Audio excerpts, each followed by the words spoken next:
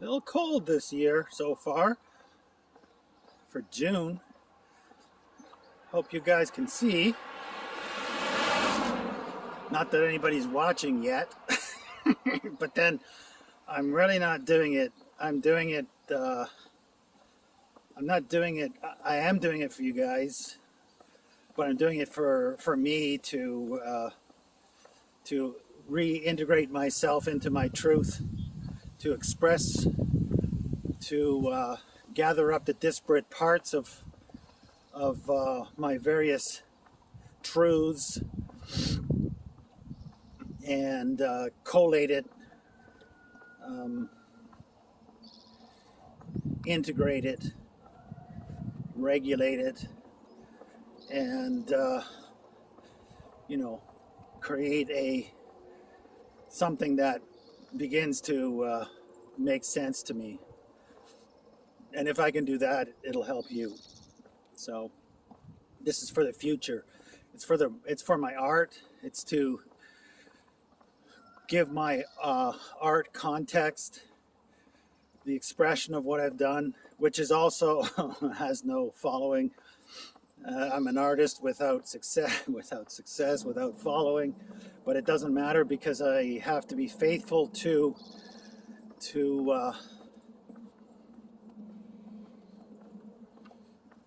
the vision that I've been given and the expression that I've been given, and to leave that so that I can, I can at least stand before God and know that I've done the work. So that's the plan. That is the plan.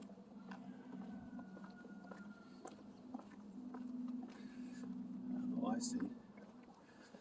Okay, so it's better up than down. Oh, that's not going to work. It's better up than down. That makes sense. So I'll adjust.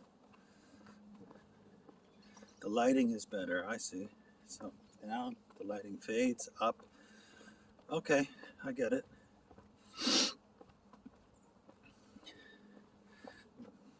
Anyway, so CL, I met her. Now again, these are the lost years, the jumbled years. I really can't make hide nor hair of what happened when, because I had suffered so much trauma in every aspect of my pursuits and my relationships, and having my emotions catch up and talk to me about my past and what I'd survived. And so my formative years were trying to emotionally express themselves and what the damage that had done to me. I was dealing with that. That was major. Blah blah blah. You can watch the other videos in this series. So CL was a goddess. A 10 out of 10. And I mean, really, on like flowing black hair, Ojibwe Irish mix. Just had the features, the typical features of a woodland plains Indian. High cheekbones, beautifully structured face, perfect body, really something to behold. And needless to say, it was love at first sight. But that relationship was doomed from the start. I was just doomed. Why? Mostly because, well, two things.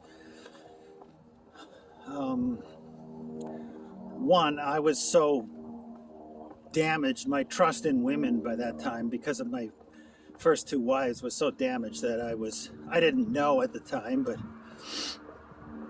came to know by the sudden emergence of this strange response of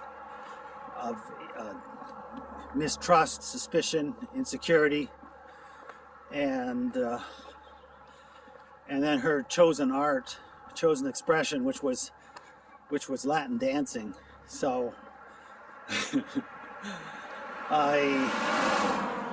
you know why dancers only date dancers? Because nobody else will. You know why actors only date actors? Because nobody else will.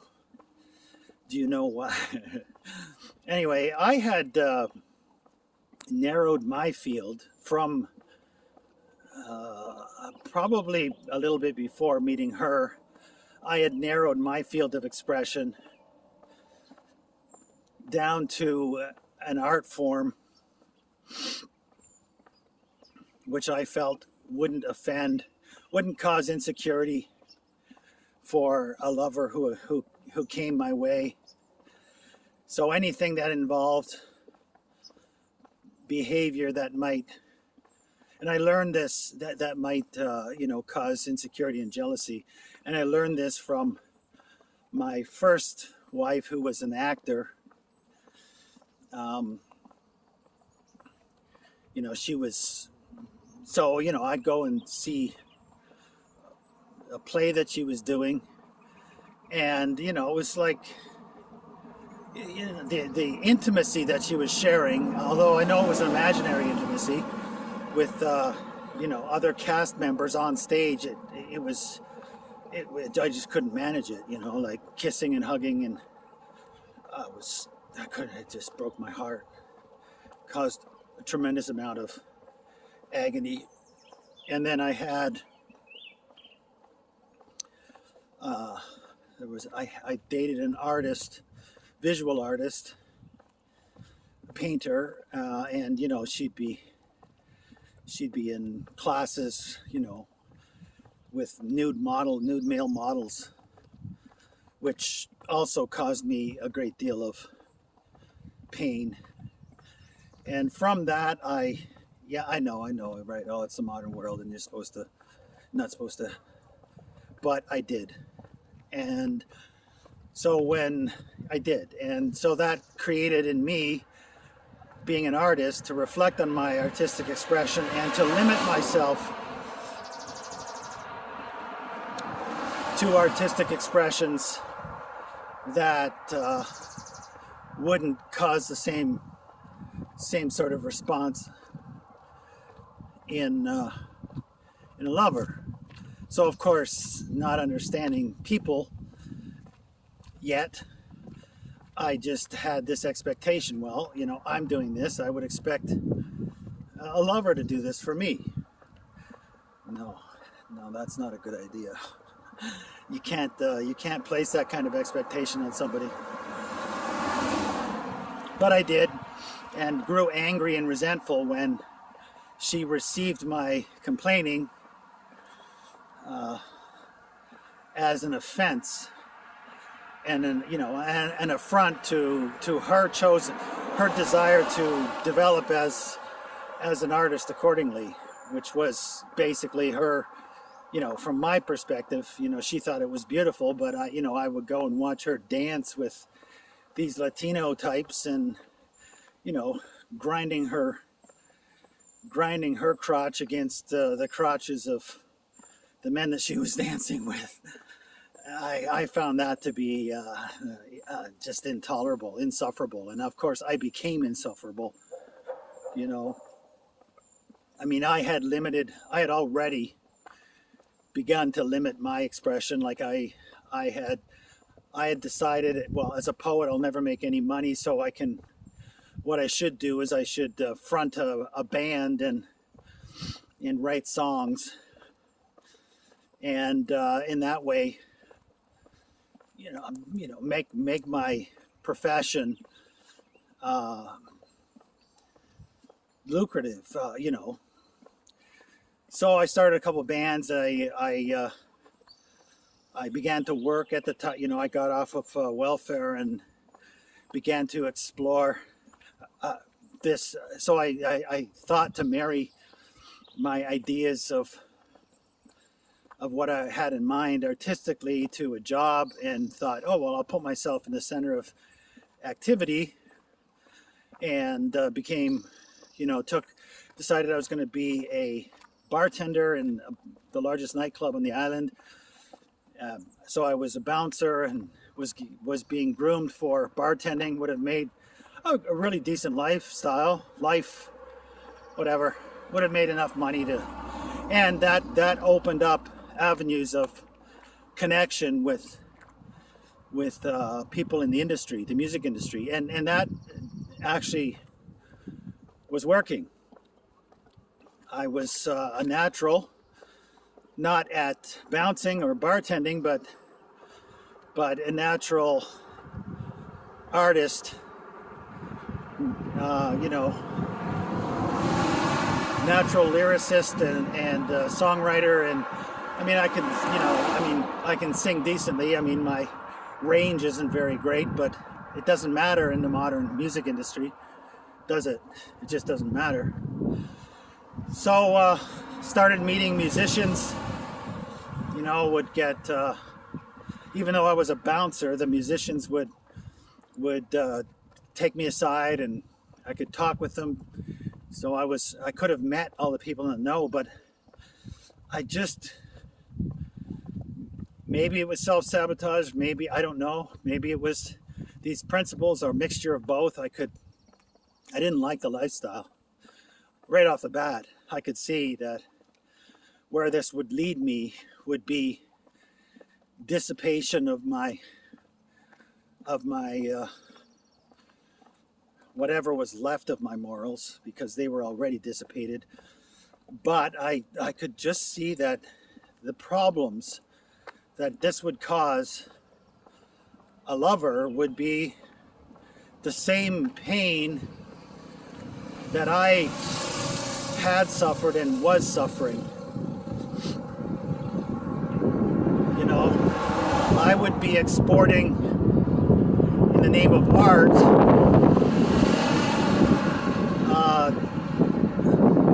an expectation on a lover that she overlook certain peccadillos, I suppose, that goes with that lifestyle.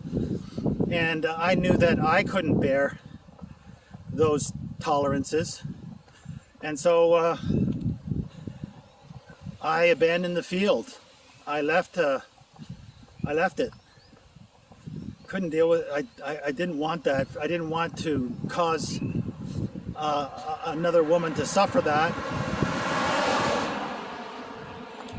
And couldn't suffer it myself. That's really what was motivating me. I thought if I led the way by example, then a woman would naturally respond. Little did I know, right? So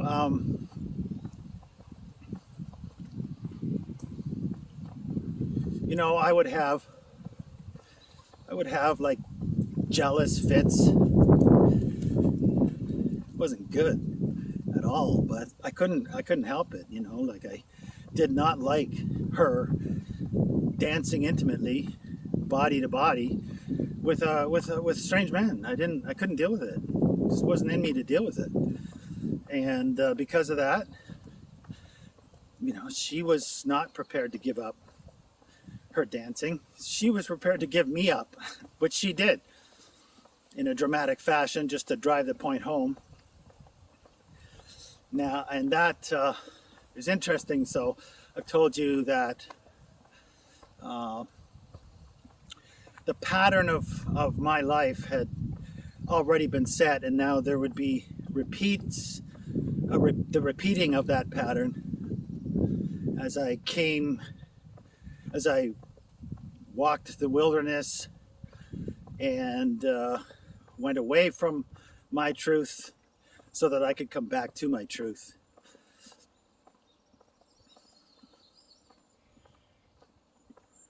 So after that, I was, of course, mortified and horrified and destroyed again internally when she abandoned our relationship and went back to church and began to pray for the restoration of the relationship, which just like with Sarah, it occurred. So we started right after a period of a certain period of absence. She came back. This was like the year 2000. I remember this because the way that it played out was just very, very interesting. Oh, right. So there's other things. So dreams. So during this time,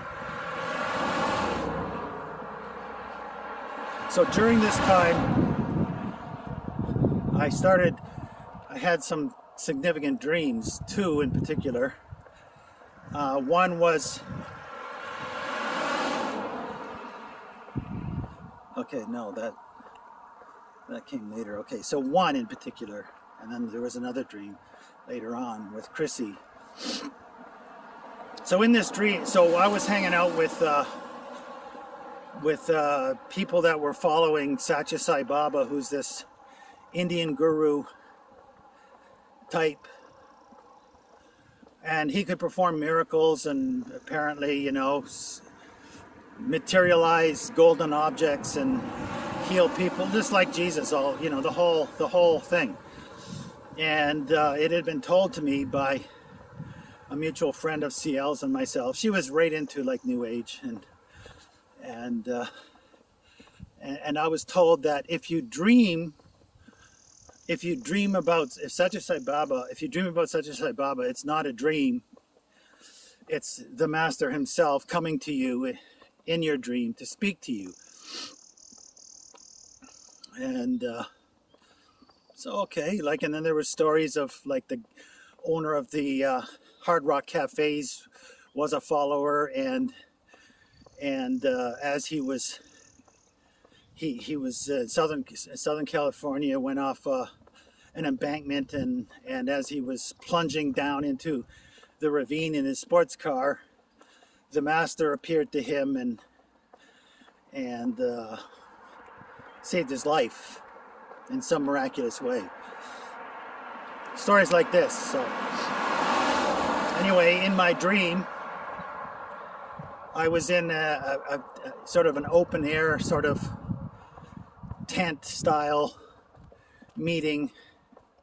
It's a big tent in a field, and there was lots of people, and they were all ecstatic, you know, in a state of ecstasy. And Satya Sai Baba was performing miracles and healing people, and I was the only person in the audience who just sat there unmoved, you know, demoralized by the whole thing. And anyway, so Satya Sai Baba gets up and in a state of great enthusiasm says, okay, let's go dance in the fields. And so everybody, they're playing their instruments, and they've got their beads and their drums and their incense, and it's a, you know, this beautiful, ecstatic love fest, and off they go into the field, and I'm watching them in the distance, and I can't follow. I'm just sitting in this now empty tent of meeting, and sad, you know, why can't I join in? I can't join in. And then I realized there's a man on stage. I thought he was a janitor, actually, because he was leaning on a broom and he's looking at me. And I'm suddenly made aware of him, and